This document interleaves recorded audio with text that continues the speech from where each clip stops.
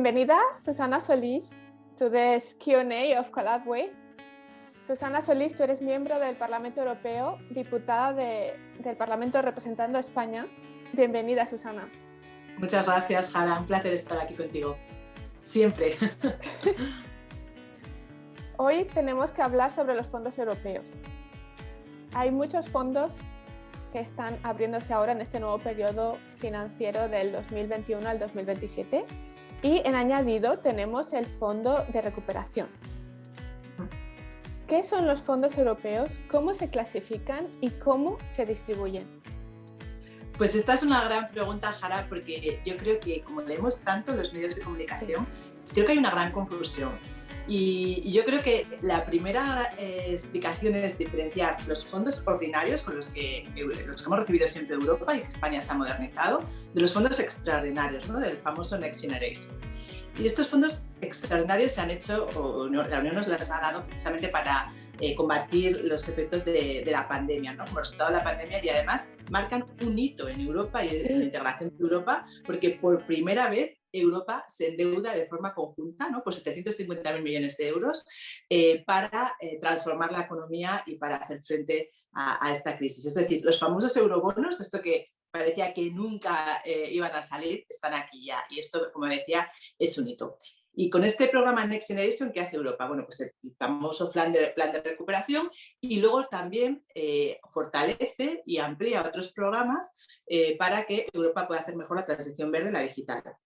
Y luego están los fondos, como tú decías, los fondos ordinarios, ¿no? Los que nos hemos recibido siempre España, nos han ayudado a modernizar nuestra economía y además se dan cada 7 periodos y coincide que este es el periodo 2021-2027 y vamos a recibir también los fondos ordinarios y no hablamos nunca de ellos, ¿no? Es algo que me preocupa porque han sido importantísimos, fondos FEDER, la PAC, el Fondo Social Europeo.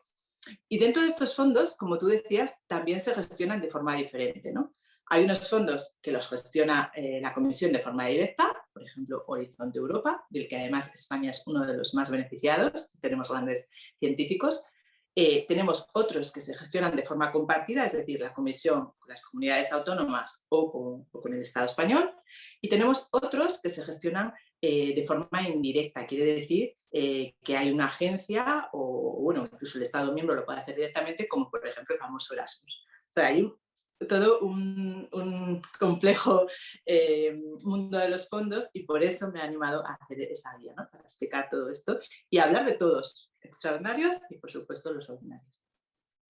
Exacto, porque vosotras, bueno, vuestra oficina de Susana Solís, habéis visto este problema y habéis puesto una solución, habéis puesto una guía para explicar todos estos fondos. ¿Qué quiere decir esta guía para explicar quién puede acceder a estos fondos europeos? Porque tenemos ciudades, tenemos gobiernos regionales, tenemos también empresas pequeñas, startups, pymes, universidades, profesores y académicos y investigadores. ¿Cómo se hace todo este puzzle para que se entienda quién puede acceder a qué y que todos tienen derecho a acceder? Pues esa fue la pregunta que me han hecho muchas veces y que nos ha animado a hacer esta guía, ¿no? Porque estos fondos son una gran oportunidad. Y la pregunta siempre es, ¿pero cómo puedo acceder? ¿Dónde están? Entonces nos ha llevado a hacer esto, porque por una parte, bueno, pues si eres un investigador, lo tienes claro, ¿no? Está el Fondo Horizonte Europa, que además con diferentes instrumentos dependiendo de la etapa de tu proyecto, ¿no? Entonces, esto lo explicamos. Pero si eres una ciudad, pues tienes los fondos FEDER y dentro de ellos los fondos ERUSI para transformar tu transporte y hacerlo más sostenible. Y si eres un agricultor, tienes los fondos de la PAC. Y si eres una startup, pues por supuesto también con los fondos FEDER, porque una de las cosas que hemos hecho es que también van a poder financiar la innovación. Entonces esto nos ha llevado a tener esta pequeña guía, ¿no? Porque lo que nos falta en España, y es lo que estamos pidiendo, es una ventanilla, ¿no? Una ventanilla única donde puedas acceder a todos estos fondos. Entonces, mientras animamos al gobierno a que haga esa ventanilla única, nosotros hemos hecho esta pequeña ayuda, porque la oportunidad es enorme y debemos acceder a ellos. Y, por supuesto, otra de las preguntas que me hacen siempre, los fondos Next Generation, ¿no? Estos fondos extraordinarios, también son para las pymes, ¿no? También de hecho, tienen que ser los más beneficiados y esto es algo que también lo estamos explicando. Sí, y uno de los puntos más interesantes del estudio también que hicisteis en vuestra oficina de Susana Solís es la absorción de estos fondos europeos, porque en estos momentos las pymes que acceden y reciben fondos actualmente es solo un 43% como tasa de absorción, es decir, que no se están usando. Entonces, estos fondos están destinados a que se inviertan en innovación y en pymes, y vuestra encuesta dice, y ha sacado a la luz, a relucir, que no se están accediendo a estos fondos. Entonces, es muy difícil. ¿Por qué está pasando esto? Quizás por la administración, porque no se conoce, no hay suficiente diseminación de estos fondos, quizás la lengua en inglés. ¿Cuál es la propuesta general que hacéis? Sí, pues efectivamente el número nos preocupaba muchísimo, Claro. muchísimo, porque vamos a recibir una gran cantidad de fondos en muy poco tiempo y la experiencia que tenemos es que España ejecuta muy mal los fondos. De hecho, somos el país europeo que peor los ejecuta, ¿no? Detrás de países a los que antes le dábamos lecciones como Hungría o Rumanía.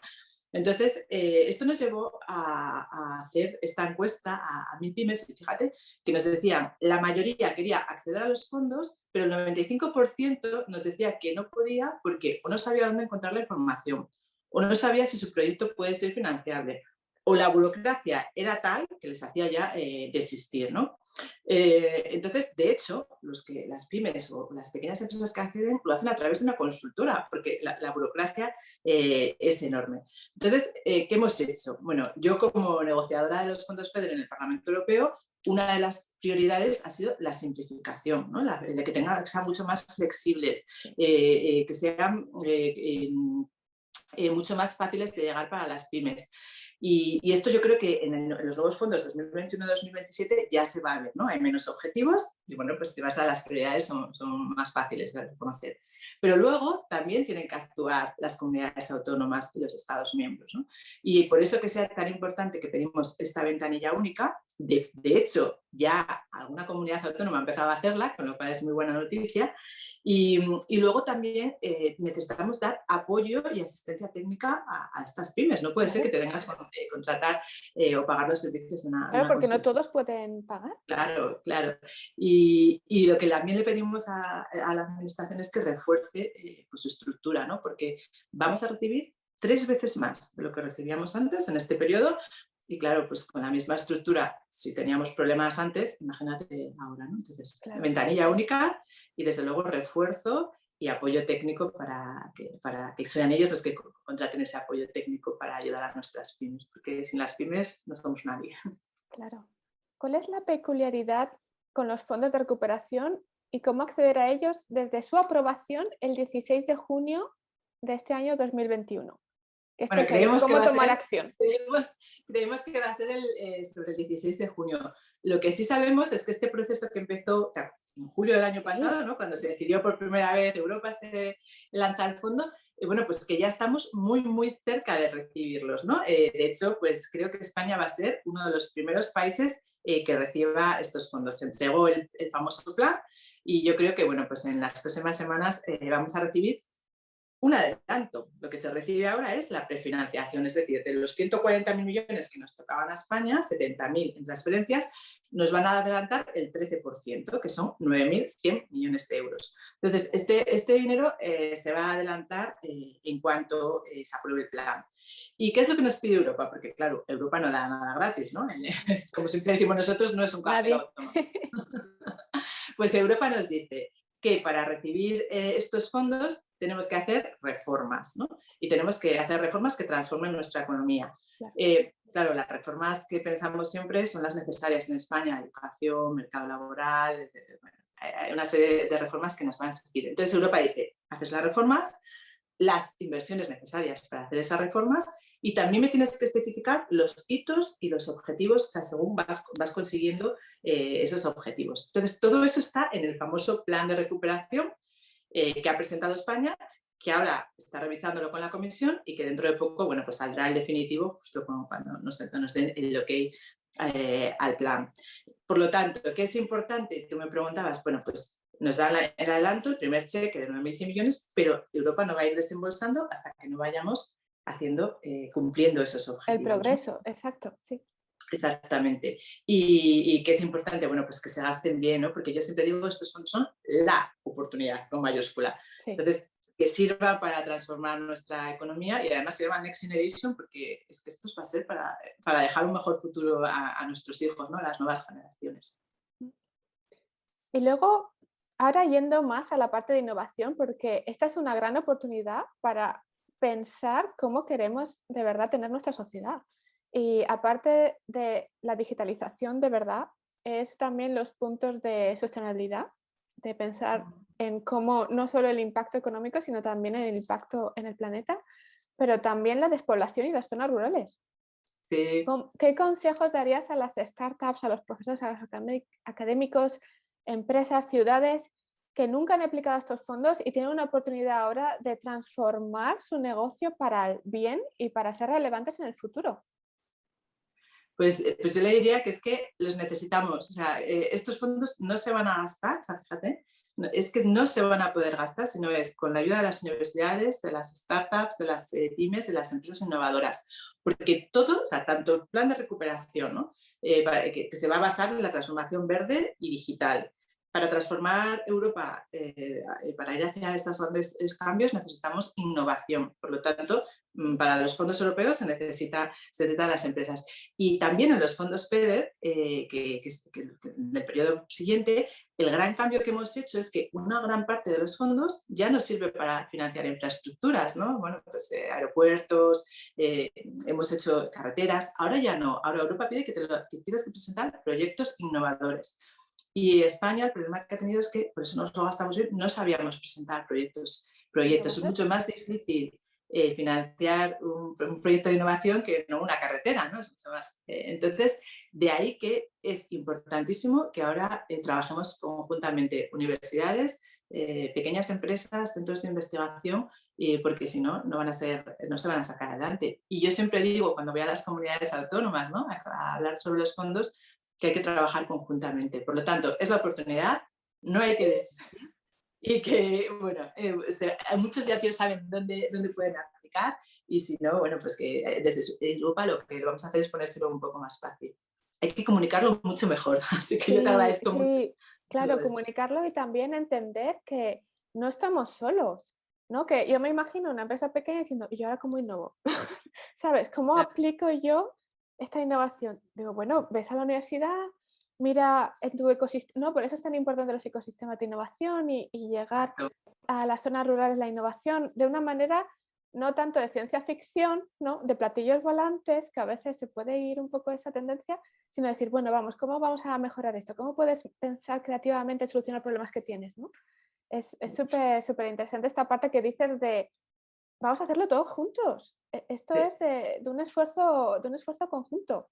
Tú has dicho la palabra clave, ¿no? El ecosistema de innovación, que tú eres experta y sabes muy bien de lo que dices. Eso es lo que tenemos que fomentar. Y antes mencionabas las zonas rurales y es fundamental, ¿no? Nosotros, bueno, yo soy muy pesada de que estos fondos tienen que ir dirigidas a estas zonas despobladas, que es su oportunidad. Y claro, aparte de conectividad, por supuesto, que necesitan y conectividad física y digital, necesitan emprendimiento, porque necesitas atraer a los jóvenes con proyectos emprendedores y con proyectos innovadores, ¿no? Entonces, por eso de ahí que sea clave. Pero tú eres la experta en ecosistemas de innovación, de ahí que tenemos que conseguir que en España también haya ese ecosistema, porque cada vez es más necesario.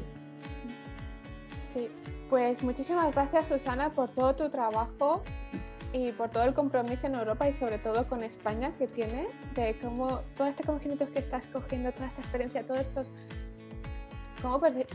logros, ¿no? Que estás cambiando todo el sistema y además para el bien también de España, pues muchísimas felicidades. No, gracias a ti y yo creo que nuestra responsabilidad es acercar Europa a los ciudadanos, ¿no? Y vamos a intentar hacerlo. Yo creo que tenemos que comunicar mucho mejor lo que Europa significa para España y bueno, contad conmigo cuando queráis, yo encantada y es un placer siempre hablar contigo, Jara. Muchas gracias, Susana. Gracias.